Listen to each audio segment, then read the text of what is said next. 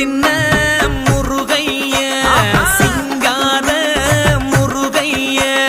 சின்ன சின்ன முருகைய சிங்கார முருகைய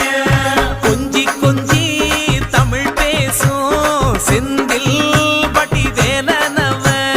கொஞ்சி கொஞ்சி தமிழ் பேசும் செந்தில் வடிவேலனவ சின்ன சின்ன முருகைய சிங்கார முருகைய கொஞ்சி கொஞ்சி